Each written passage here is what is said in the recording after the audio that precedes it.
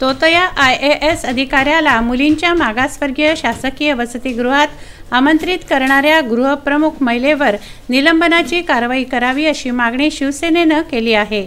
या संदर्भात युवा सेनेचे उपजिल्हा प्रमुख राहुल माटोडे यांच्या नेतृत्वात समाज कल्याण विभागाच्या सहाय्यक आयुक्तांना निवेदन देण्यात आलं। जेल रोड येथील मुलींच्या मागासवर्गीय शासकीय वसतिगृहात सुरू असलेल्या स्नेहसंमेलन कार्यक्रमातून फ्रेझरपुरा पोलिसांनी तोतया प्रशासकीय अधिकाऱ्याला पकडलं।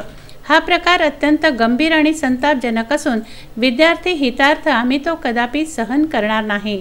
अत्यंत संवेदनशील आणि सुरक्षित समजल्या जाणाऱ्या मुलींच्या वसतिगृहामध्ये हा तोतया अधिकारी गेल्या वर्षी सुद्धा आला होता।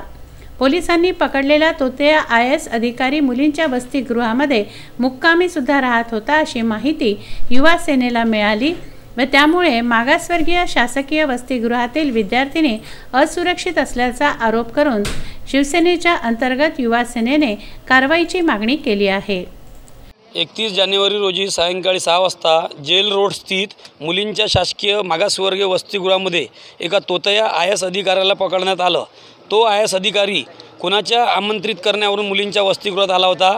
मुलींचं वसतिगृह अत्यंत सुरक्षित आणि संवेदनशील परिसर मानला जातो, परंतु स्वतःचा चुकी आणि स्वतःची कातडी वाचवण्यासाठी महिला वसतिगृहाच्या गृहप्रमुख अलका अहिर या आपल्या चुकीवर पांघरून घालण्यासाठी सर्व प्रकार दाबण्याच्या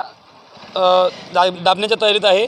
आज आम्ही समाज कल्याण सहाय्यक आयुक्त मून मॅडम यांच्याकडे तक्रार केली आहे की या अशा प्रकाराला खतपाणी घालणाऱ्या आणि मुलींच्या वसतिगृहावर तोतया अधिकाऱ्याला आमंत्रित करणाऱ्या गृहप्रमुखावर निलंबनाची कारवाई झाली पाहिजे, अन्यथा युवसेना तीव्र स्वरूपाचे आंदोलन येत्या काही दिवसात करणार आहे।